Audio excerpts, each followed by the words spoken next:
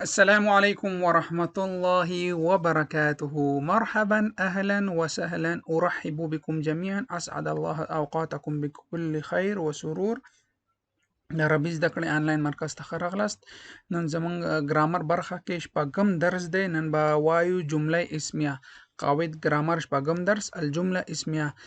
تاسو نه هیله کوم درس پیلول نه مخکې چې هیله کوم درسونو کې ګډون کوئ او کومنټ کې کوم درس کې چې د کورنۍ دنده ورکوم هغه کې تاسو کومنټ حتما ورکوئ او نظر ورکوئ یوټیوب کې او ویډیو لایک او شیر حتما کوئ. نور خپل درس پیلو. اللهم صل وسلم وبارك على سيدنا محمد وعلى آله واصحابه اجمعين. الجملة اسمية. اسمية جملة ستوي غبنا وايو. الجملة اسمية هي كل جملة ابتدأت باسم. هي كل جملة ابتدأت باسم. هر هغه جمله چې ابتدا شروع د هغه په اسم سره شوی وي د هغې ته جمله اسمیه وایي. هر جمله چې تاسو ګورئ سنټنس جمله چې هغه ابتدا شروع په یو اسم نوم سره شوی وي نو هغه ته چې وایي جمله اسمیه وایي. مثال وایو: کریم تلمیذ مجتهد. کریم تلمیذ مجتهد. د دې ابتدا اوس په څه سره شوی؟ کریم سره. کریم اسم دی او کنه هو کریم اسم دی، نوم دی. کریم تلمیذ مجتهد یو تکړه زده کوونکی دی کریم. بل العلم نور والجهل ظلام. العلم نور والجهل ظلام. علم رڼا ده او جهل تیاره ده. نو علم دلته اسم دی که فعل دی که حرف دی؟ بل څه دی؟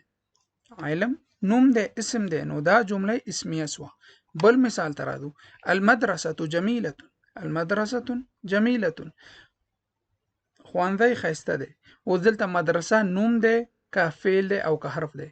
المدرسه اسم دی نو دا جمله اسمیه سوه، دا هم جمله اسمیه ده. بل ته راځو: التلمیذ مجتهد فی دراسته. التلمیذ مجتهد فی دراسته وایي زده کوونکی تکړه دی په درسونو کې. نو دلته تلمیذ چې اسم دی فعل دی که حرف دی؟ اسم دی. تلمیذ چې دی اسم دی نو دا جمله اسمیه سوه. په دې خو پوه شوئ. هر هغه جمله چې ابتدا شروع په اسم سره شوی وي نو هغه ته جمله اسمیه وایي. نو دا ټولې اسمیه جملې دي. بعد قراءة هذه الأمثلة نلاحظ وورسته د دې چې موږ دا مثالونه ویلې نلاحظ موږ دا درس خلاصه کوو یا ملاحظه کوو انها قد ابتدأت باسم چې دا ټول مثالونه چې دي د دې ابتدا اسم سره سوي. ولهذا فإننا نسمي هذه الجمل په دغه سبب چې د دې ابتدا په اسم سره شوی موږ دا جملې مسما کوو په څه سره؟ جمله اسمیه. جمله اسمیه. نو دې ته چې وایي جمله اسمیه. جمله اسمیه. اوس راځو مثالونو ته. د تاسو نه یو پوښتنه کوم: مدرستنا نظیفة وجمیلة. زموږ مدرسه وایي پاک او ښایسته ده. نو دا جمله اسمیه ده که فعلیه ده؟ تاسو وایي اسمیه ده ځکه مدرسه اسم راغلی دی نو دا جمله اسمیه ده. بل مثال: عائشة نشیطة. عائشه وایي تکړه ده، چالاکه ده. نو دلته اسم دی که فعل دی که حرف دی؟ عائشه اسم دی نو دا جمله اسمیه ده. بل کریم تلمیذ فی الجامعه.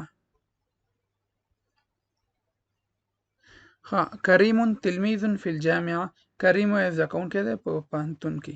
نو کریم چې دی اسم دی نو دا جمله اسمیه شوه که فعلیه شوه؟ اسمیه شوه، جمله اسمیه. بل الدین النصیحة.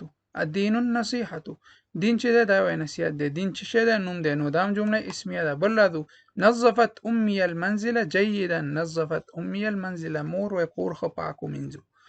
نو دلته دا جمله اسمیه ده که فعلیه ده؟ تاسو وایئ جمله اسمیه نه ده ځکه نظفت دا فعل دی، پاکول. پاکول چې شو؟ فعل شو، یو عمل شو.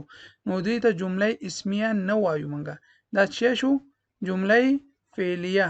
جمله فعلیه ده. جمله فعلیه موږ تیر درس کې ویل او پنځم درس کې چې جمله فعلیه هغه ده چې ابتدایي شروع په فعل سره شوی وي نو دا فعل دی. نظفت فعل دی نو دا جمله فعلیه ده. اوس تاسو ته دوه کورنۍ دندې در کومه. الحیاء شعبة من الایمان. حیا وایي د ایمان یو برخه ده. نو دا جمله اسمیه ده که فعلیه ده؟ کومنټ کې تاسو ولیکئ. بل لا يدخل الجنة قاطع. لا يدخل الجنة قاطع جنت ته به هرګز داخل نشي. قاطعون هر هغه څوک چې صله رحمي پرې کوي، صله رحمي نه کوي. نو دا جمله فعلیه ده که اسمیه ده. نو هیله کوم دا دواړه جملې ستاسو کورنۍ دندې دا کومنټ کې ووایي تاسو دا اوس کومنټ وکړئ چې دا جمله اسمیه ده که فعلیه. نو او بل یو هغه زما له یاده ووتو په جمله اسمیه کې لکه زه اوس شاتیني درسونو ته ځمه، لکه جمله اسمیه کې لومړی اول هغه ته چې ده دې ته مبتدا وایي. جمله اسمیه کې دې ته مبتدا وایي او دې ته خبر وایي. دا مبتدا شروع خبر یعنی خبر ورکړی چې دا تلمیذ یو تکړه شاګرد دی، نو دا مبتدا شو دا خبر شو. ول العلم نور والجهل ظلام، علم چې دی دا مبتدا شو، دا مبتدا او نور خبر.